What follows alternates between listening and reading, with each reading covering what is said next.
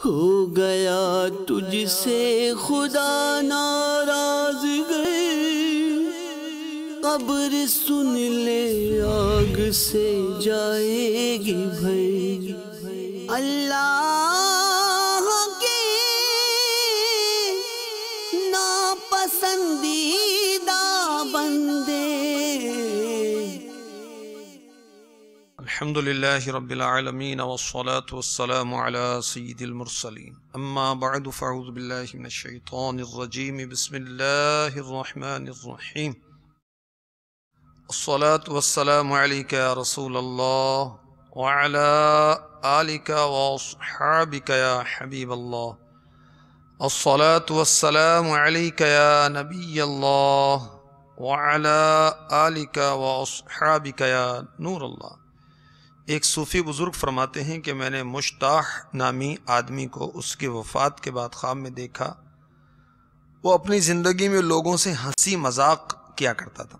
میں نے اس سے پوچھا ما فعل اللہ بک، یعنی اللہ عز و جل نے تیرے ساتھ کیا معاملہ فرمایا؟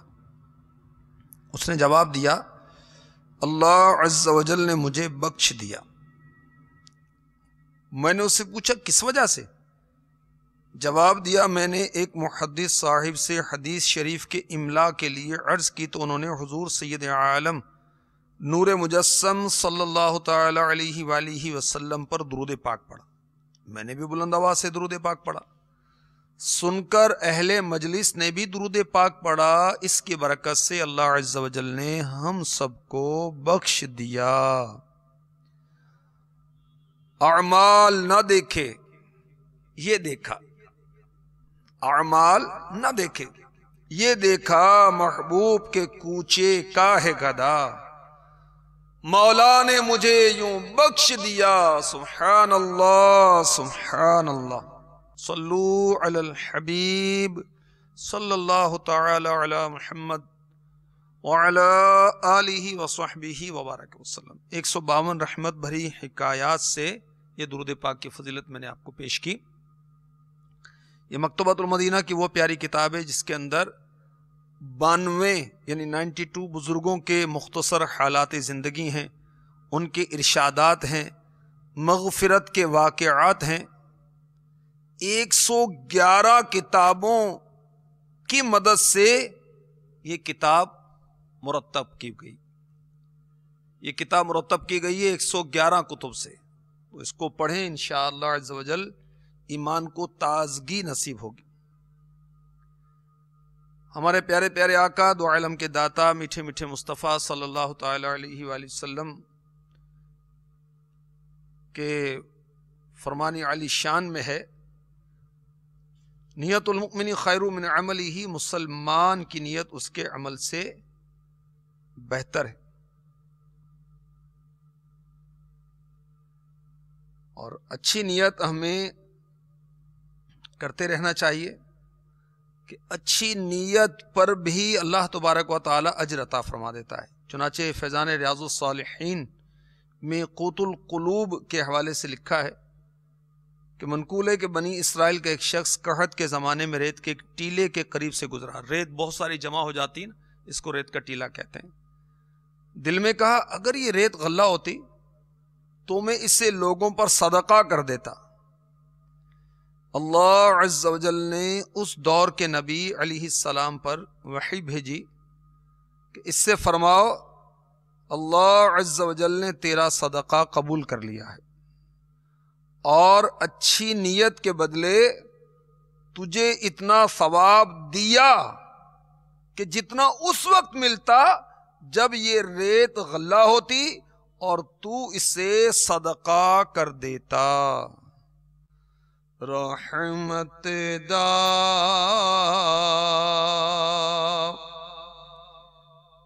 دریا الہی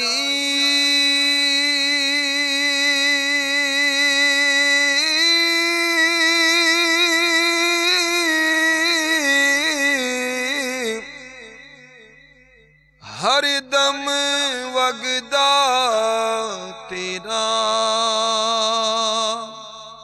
جے ایک قطرہ بخشی مینوں کم بن جاوے میرا۔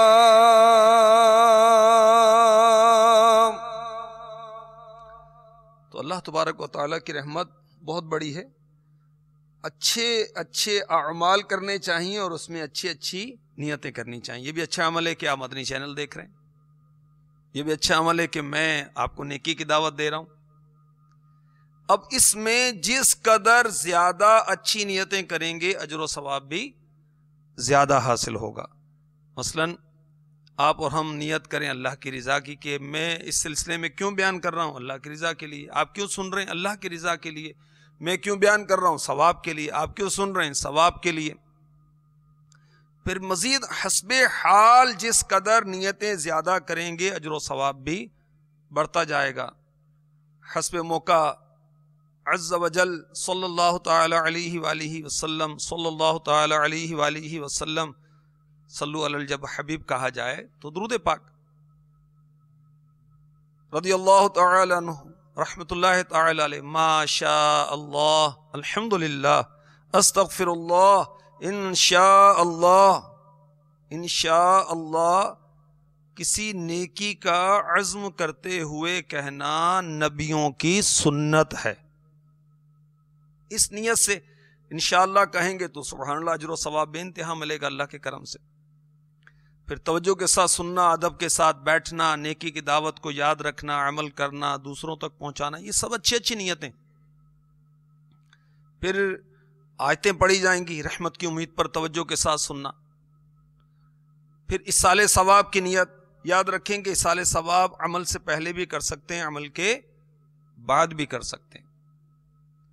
تو ہم اصال ثواب کی نیت کریں، مثلا اس سلسلے کا ثواب اور جو بھی نیکی اللہ تواب عز و جل کے کرم سے میرے نام اعمال میں ہیں، میں نیت کرتا ہوں میں اسے جناب رسالت مآب صلی اللہ تعالی علیہ وسلم کی بارگاہ میں پیش کرتا ہوں۔ آپ کے وسیلے سے سارے نبیوں رسولوں علیہم الصلاۃ والسلام کو پیش کرتا ہوں، صحابہ و صحابیات رضی اللہ عنہم اجمعین کو پیش کرتا ہوں، اولیاء و ولیات کو پیش کرتا ہوں، مسلمین و مسلمات یعنی تمام مسلمان مرد و عورت ان کو پیش کرتا ہوں، بالخصوص اپنے شیخ طریقت امیر اہل سنت بانی دعوت اسلامی حضرت علامہ مولانا محمد الیاس ستار قادری رضوی ضیائی دامت برکاتہم العالیہ، آپ کے والدین، آپ کی اولاد، آپ کے بہن بھائی، آپ کے اعزاء کو پیش کرتا ہوں۔ آج کا موضوع ہے حد سے بڑھنے والے۔ حد سے بڑھنے والے اللہ کے ناپسندیدہ بندے۔ اور پچھلے سلسلوں میں ہم نے سنا کفار یہ اللہ کے ناپسندیدہ بندے۔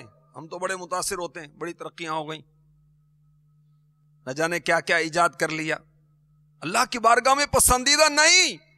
مشرکین اللہ کے ناپسندیدہ بندے، اسی طرح ظالم یہ بھی اللہ کے ناپسندیدہ بندے، جو شکر گزار نہیں، اللہ کی نعمتوں پر شکر گزاری نہیں کرتے، یہ بھی اللہ کے ناپسندیدہ بندے۔ اسراف کرنے والے، بے جا خرچ کرنے والے، یہ بھی اللہ کے ناپسندیدہ بندے ہیں۔ بری باتیں کرنے والے، کفریات بکنے والے، گالیاں بکنے والے، غیبتیں کرنے والے، چغلیاں کھانے والے، گندی گندی باتیں کرنے والے، بات بات پر گالی، بات بات پر گالی، شرم نہیں آتی؟ بھائی کو گالی استغفر اللہ، بہن کو گالی استغفر اللہ، اپنے ماں باپ کو گالی۔ یہ تو بہت بدتمیز آدمی۔ کس طرح؟ بھئی تو کسی کے ماں باپ کو گالی دے گا تو تیرے ماں باپ کو گالی دیں گے، تو کسی کے ماں باپ کو برا کہے گا تو تیرے ماں باپ کو برا کہیں گے، نہ تو کہتا نہ تیرے ماں باپ کو برا کہا جاتا۔ تو بہرحال گالیاں دینے والے یہ بھی اللہ کے ناپسندیدہ بندے ہیں، فساد کرنے والے، لڑانے بھڑانے والے، یہ بھی اللہ کے ناپسندیدہ بندے ہیں۔ اسی طرح حد سے بڑھنے والے یہ بھی اللہ کے ناپسندیدہ بندے ہیں، اللہ ان کو پسند نہیں فرماتا۔ پارہ 2 سورہ بقرہ آیت نمبر 190 میں ارشاد ہوتا ہے وَقَاتِلُوا فِي سَبِيلِ اللَّهِ الَّذِينَ يُقَاتِلُونَكُمْ وَلَا تَعْتَدُوا ان اللہ لا يحب المعتدین۔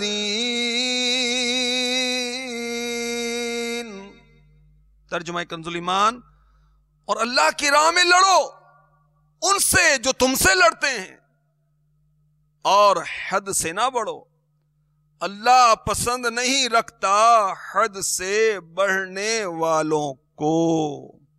خزائن العرفان میں صدر الافاضل حضرت علامہ مولانا سید حکیم حافظ مفتی محمد نعیم الدین مراد آبادی رحمۃ اللہ تعالی علیہ نے اس آیت کے تحت بہت کچھ لکھا ہے، اس میں سے کچھ عرض کرتا ہوں۔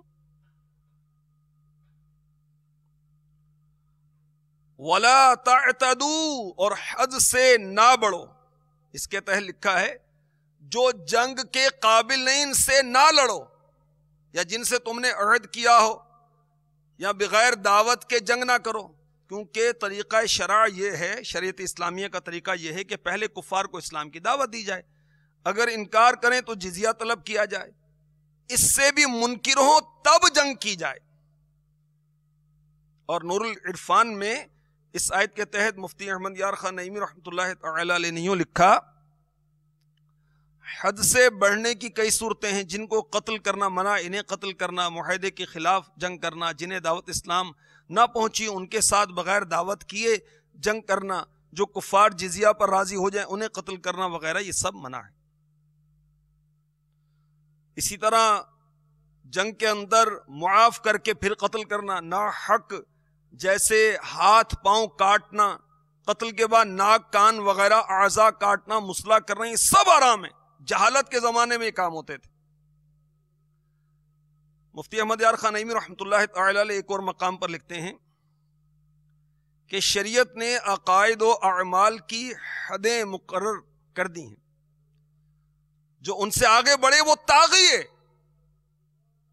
عقائد میں حد سے بڑھنے والا کافر، اعمال میں حد سے بڑھنے والا فاسق۔ اور یہاں مفتی صاحب نے بہت عشق بھری بات بھی لکھی،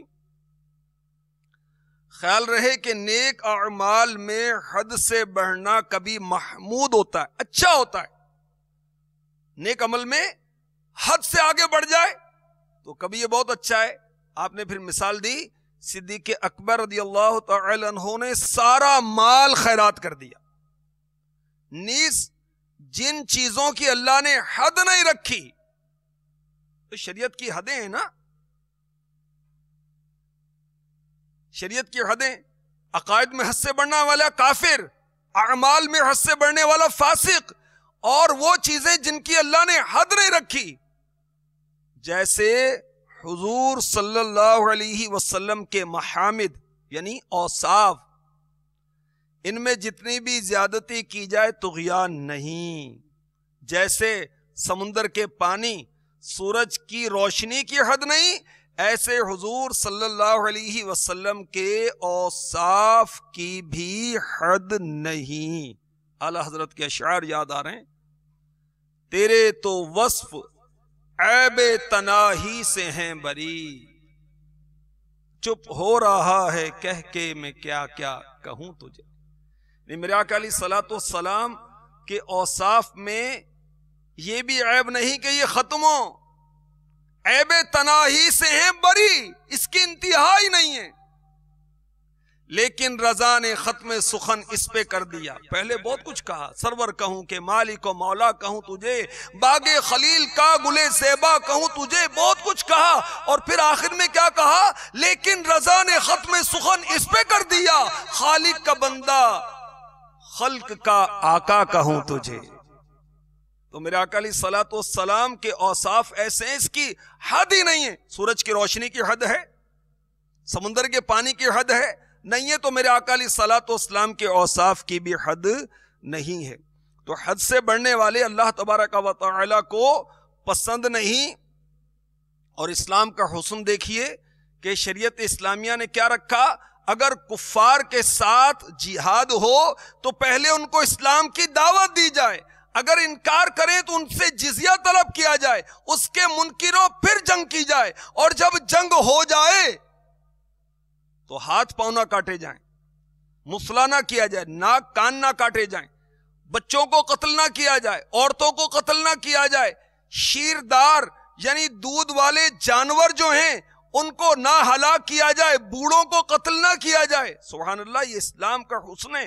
اور جو ہتھیار ڈال دے ان کو قتل نہ کیا جائے. اگر ایسا کریں تو یہ حد سے تجاوز کرنے والے ہیں. ان اللہ لا يحب المعتدین، اللہ حد سے بڑھنے والوں کو پسند نہیں فرماتا. اللہ حد سے بڑھنے والوں کو پسند نہیں فرماتا. اور معتدین کے تعلق سے اور بھی بہت پیارے پیارے مدنی پھول ہیں. چنانچہ فضائل دعا مکتبۃ المدینہ کی مطبوعہ ہے، اعلیٰ حضرت کے والد کی کتاب ہے، اس پر حاشیہ اعلیٰ حضرت کا لکھا ہوا ہے. اور غالباً 21 سال میرے آقا اعلیٰ حضرت کی عمر تھی جب آپ نے اس کتاب پر حاشیہ لکھا تھا، نوجوانی کے عالم میں. ان اللہ لا يحب المعتدین، بے شک حد سے بڑھنے والے اسے پسند نہیں. پارہ 8 سورہ اعراف آیت نمبر 55. اس کی تفسیر میں لکھا ہے کہ معتدین سے وہ لوگ مراد ہیں جو لوگوں کے کوسنے میں حد سے بڑھتے اور کہتے ہیں اللہ ان کو خوار کرے، اللہ ان پر لعنت کرے. یہ بھی حد سے بڑھنا ہے کہ لوگوں کو کوسے تو حد سے بڑھ جائیں، کہیں اللہ ان کو خوار کرے، اللہ ان پر لعنت کرے. لعنت کرنا کیسا ہے؟ اس کے تعلق سے یہاں فضائل دعا میں بہت سے مدنی پھول ہیں. صفحہ نمبر 188 پر لکھا ہے، کسی مسلمان پر لعنت نہ کرے اور اسے مردود و ملعون نہ کہے، اور جس کافر کا کفر پہ مرنا یقینی نہیں اس پر بھی نام لے کر لعنت نہ کرے. یہاں تک کہ بعض علماء کے نزدیک مستحق لعنت پر بھی لعنت نہ کہے. جو لعنت کا مستحق ہے اس پر بھی لعنت نہ کرے. یوں ہی مچھر اور ہوا اور جمادات اور حیوانات پر بھی لعنت ممنوع ہے. تو لعنت کرنے والے یہ پسندیدہ نہیں ہیں، یہ حد سے بڑھنے والے ہیں. رسول پاک صلی اللہ تعالی علیہ وآلہ وسلم نے ارشاد فرمایا، سنن ترمذی حدیث نمبر 1984، مسلمان بہت طعن کرنے والا اور لعن کرنے والا اور فحش و بیہودہ بکنے والا نہیں ہوتا. دوسری حدیث شریف میں ہے، یہ صحیح مسلم اور حدیث نمبر ہے 2598، بہت لعنت کرنے والے قیامت کے دن گواہ و شفیع نہ ہوں گے. تیسری حدیث شریف میں ہے، یہ صحیح بخاری شریف کی حدیث ہے اور حدیث نمبر 6047، مسلمان کی لعنت مثل اس کے قتل کے ہے. چوتھی حدیث میں ہے، یہ سنن ابو داود شریف میں حدیث نمبر 4905، جب بندہ کسی پر لعنت کرتا ہے وہ لعنت آسمان کی طرف چڑھتی ہے، اس کے دروازے بند ہو جاتے ہیں یہاں تک کہ تیری جگہ نہیں، پھر زمین کی طرف اترتی ہے، اس کے دروازے بند ہو جاتے ہیں کہ یہاں تیری جگہ نہیں، پھر دائیں بائیں پھرتی ہے، پھر کہیں ٹھکانہ نہیں پاتی. اگر جس پر لعنت کی لعنت کے لائق ہے تو اس پر جاتی ہے، ورنہ کہنے والے کی طرف پلٹ آتی ہے. یہ حدیث سنن ابی داود حدیث نمبر 4905 میں. فرماتے ہیں، اے عورتوں صدقہ دو کہ میں نے تمہیں دوزخ میں بکثرت دیکھا، یعنی عورتیں دوزخ میں بہت پائیں. عرض کی کس سبب سے؟ فرمایا تم لعنت بہت کرتی ہو. یہ صحیح بخاری شریف حدیث نمبر 304. تو واقعی عورتوں کے اندر بدقسمتی کے ساتھ یہ کمزوری زیادہ ہوتی ہے کہ لعنتیں بہت کرتی ہیں، ڈرنا چاہیے. مزید لکھا ہے اس فضائل دعا میں، امام غزالی رحمۃ اللہ تعالی علیہ کی میں سعادت میں نقل کرتے ہیں، ایک شخص نے حضور اقدس صلی اللہ تعالی علیہ وسلم کے وقت 100 بار شراب پی، 100 ٹائمز، 100 بار. ایک صحابی نے اس پر لعنت کی اور کہا کب تک اس کا فساد باقی رہے گا؟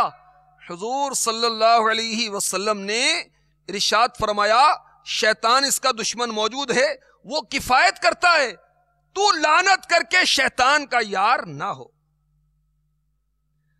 اور ایک شخص نے شراب پی, لوگ اس کو مارتے لعنت کرتے, فرمایا لعنت نہ کرو کہ وہ خدا و رسول کو دوست رکھتا ہے. یہ بخاری شریف میں ہے اور حدیث نمبر ہے 6780.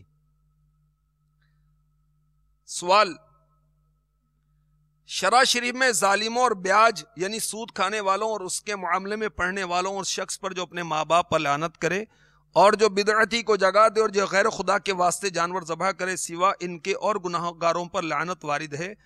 اگلے پیغمبر بھی کفار پر لعنت کرتے تھے.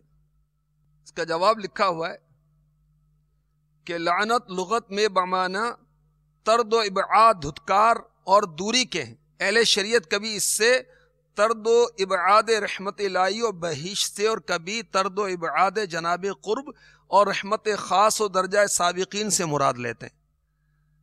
پہلے معنی کافروں کے لیے خاص ہیں. جس شخص کا کفر پر مرنا یقینی, جیسے ابو جہل, ابو لہب, فرعون, شیطان, حامان, اس پر لعنت جائز. انبیاء علیہم الصلاۃ والسلام جن پر لعنت کرتے تھے با اعلام الہی, اللہ عز و جل کے بتانے سے, ان کے کافر مرنے سے واقف تھے, اور فرشتے بھی انہیں لعنت کرتے ہیں جن کی بدنامی سے با اعلام الہی واقف ہوتے ہیں. یا انبیاء و ملائکہ کافروں پر بوصف کفر لعنت کرتے ہیں. تو جھوٹوں پر اللہ کی لعنت, ظالموں پر اللہ کی لعنت, کسی خاص شخص پر لعنت نہیں کر سکتے. اور عبدالحق محدث دہلوی رحمۃ اللہ علیہ کے حوالے سے لکھا ہے لعنت کرنا کسی پر جائز نہیں سوا اس کے جس کے کافر مرنے کی مخبر صادق صلی اللہ علیہ وسلم نے خبر دی. اور یہاں تک لکھا ہے کہ ایسے کافر کے کسی شخص معین پر لعنت کرنا جائز نہیں, یہاں تک کہ جو لعنت کے مستحق ہیں بھی ان پر بھی لعنت کرے تو حاصل کیا, کوئی ثواب نہیں. اگر کوئی شخص دن بھر میں شیطان پر لعنت کرتا رہے کیا فائدہ حاصل ہو؟ اس سے بہتر ہے کہ اس قدر وقت ذکر و تلاوت و درود میں صرف کرے کہ ثواب عظیم ہاتھ آئے. اگر اس کام میں ہمارے لیے کچھ فائدہ ہوتا پروردگار عالم ابلیس پر لعنت کرنے کا حکم دیتا. بس احتیاط اس میں ہے کہ جس کے انجام سے اطلاع نہ ہو اس پر لعنت نہ کرے. اگر وہ لائق لعنت کہے تو اس پر لعنت کہنے میں وقت کا ضیاع ہے, اور جو لعنت کا مستحق نہیں تو گناہ بے لذت ہے. اور یہ بھی لکھا ہے اس میں کسی مسلمان پر لعنت اصلاً جائز نہیں, اور جو کسی مسلمان پر لعنت کرے وہ ملعون ہے. اور اہل سنت کی خوبیاں کسی پر لعنت نہیں کرتے. تو بہرحال لعنت کرنا یہ بھی حد سے بڑھنا ہے. حد سے بڑھنے والے اللہ تبارک و تعالی کے پسندیدہ نہیں, یعنی اللہ تبارک و تعالی ان سے محبت نہیں فرماتا, ان سے بھلائی کا ارادہ نہیں فرماتا. تو لوگوں کو کوسنے میں حد سے بڑھنا, اللہ ان کو خار کرے, اللہ ان پر لعنت کرے, یہ بھی حد سے بڑھنا ہے. اور حد سے بڑھنے والے اللہ کے ناپسندیدہ بندے ہیں. جنت کی 2 چابیاں, اس میں زبان کے بارے میں بہت کچھ لکھا ہے. احیاء العلوم کی 3 جلد میں بہت کچھ لکھا ہے, وہاں سے پڑھ لیجئے. لعنت کرنا یہ بھی زبان کی آفات میں سے. تو صحیح استعمال کریں بھائی, زبان کا تلاوت کریں, درود پڑھیں, نیکی کی دعوت دیں, نعتیں پڑھیں, کوئی استغفار کر لیں. لعنت کرنے سے کیا حاصل ہوگا بھائی؟ 12 سورہ مائدہ کی آیت نمبر 87 ارشاد ہوتا ہے یا ایھا الذین آمنوا لا تحرموا طیبات ما احل اللہ لکم ولا تعتدوا ان اللہ لا يحب المعتدین. اے ایمان والو, حرام نہ ٹھہراؤ وہ ستھری چیزیں کہ اللہ نے تمہارے لیے حلال کی, ولا تعتدوا, اور حد سے نہ بڑھو. ان اللہ لا يحب المعتدین, بے شک حد سے بڑھنے والے اللہ کو ناپسند ہیں. اس کا شان نزول سنیے اور سیکھیے, اللہ ہمیں عمل کی توفیق دے.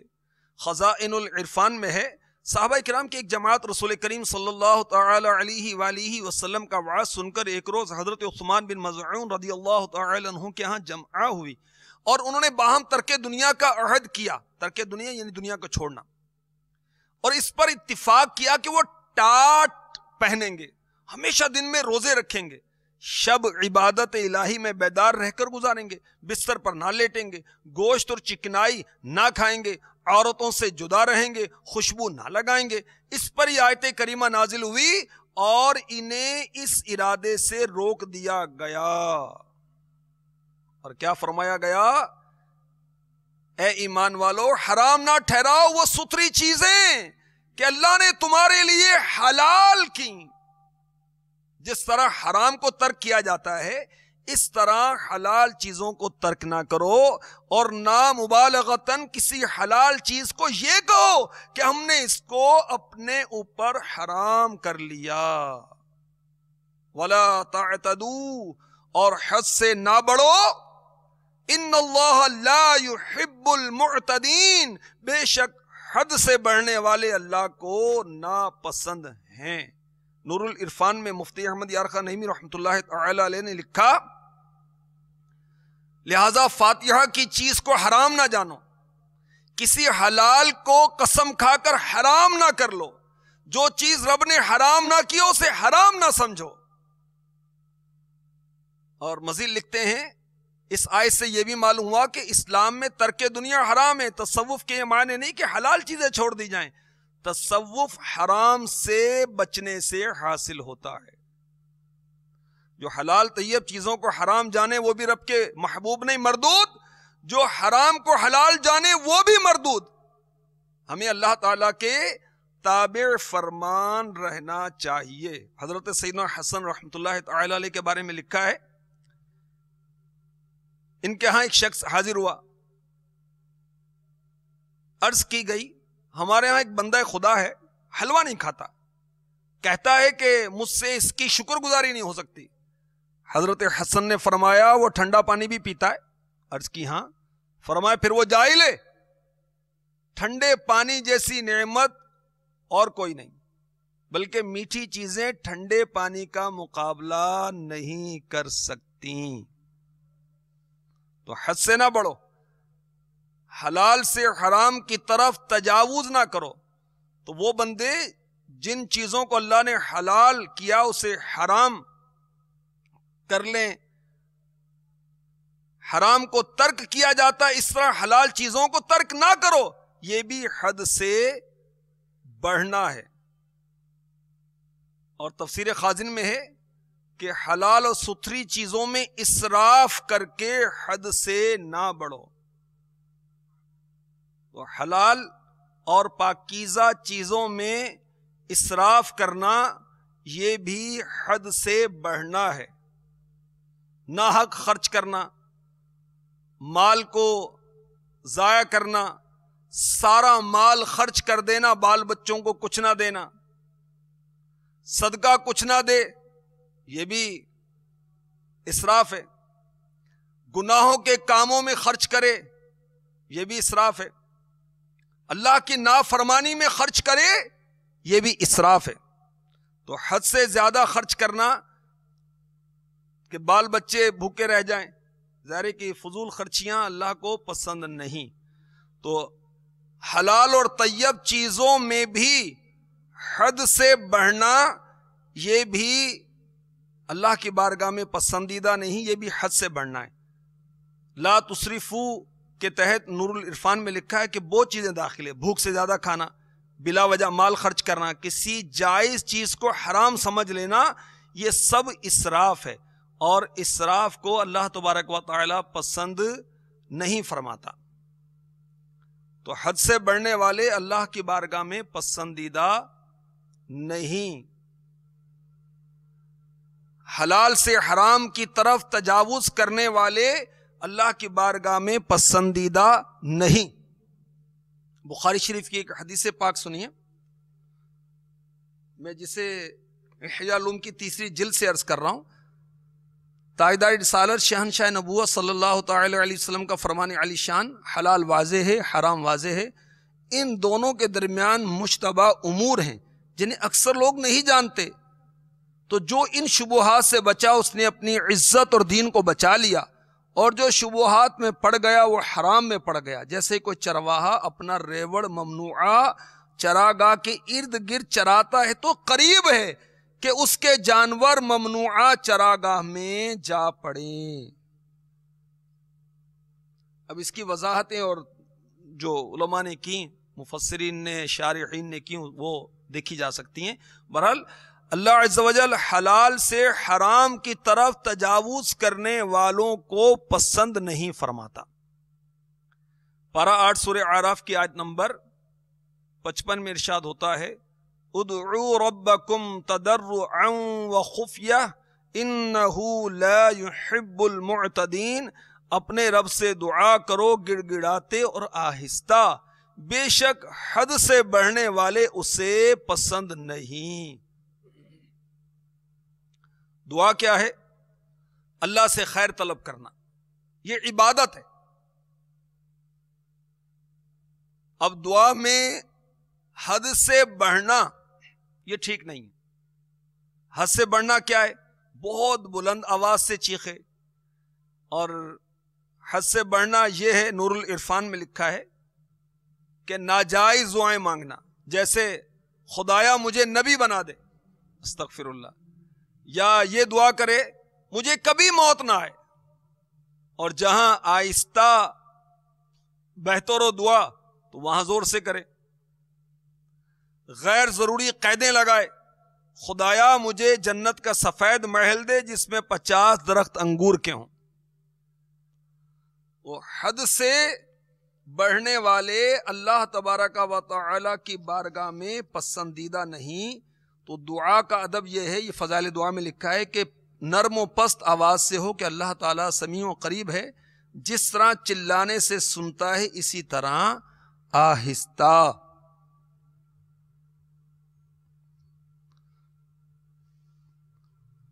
تو حد سے بڑھنے والے اللہ تبارک و تعالیٰ کے پسندیدہ بندے نہیں ہیں. حد سے بڑھنے والے کون ہیں؟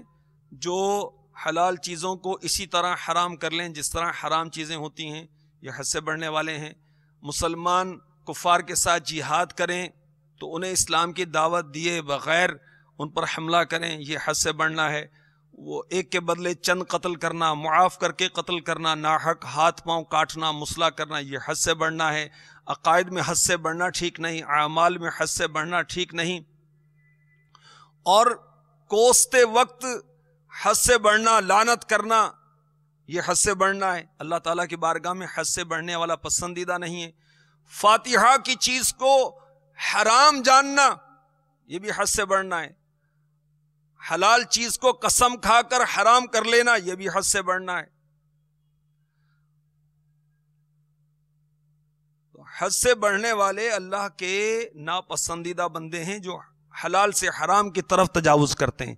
دعا کے اندر حد سے بڑھتے ہیں کہ بہت چلاتے ہیں یا ناجائز دعائیں کرتے ہیں، یہ بھی حد سے بڑھنا ہے. اللہ تبارک و تعالی ہمیں اپنے ناپسندیدہ کاموں سے بچائے. جو اس کی بارگاہ میں پسندیدہ نہیں ہے، کاش ہمیں اس کی توفیق ہی نہ ہو، اس سے ہم بچے رہیں. ہماری زبان ہمارا ساتھ نہ دے اگر ہم ناپسندیدہ بات کرنے لگیں. کاش ایسی محفلوں سے بچ جائیں، ایسی باتوں سے بچ جائیں اور ہم اللہ کے پسندیدہ کاموں میں لگیں اور اللہ کی بارگاہ میں پسندیدہ ہو جائیں. آمین بجاہ النبی الامین صلی اللہ تعالی علیہ وسلم. ہو گیا تجھ سے خدا ناراض گئے، قبر سن لے آگ سے جائے گی بھر. اللہ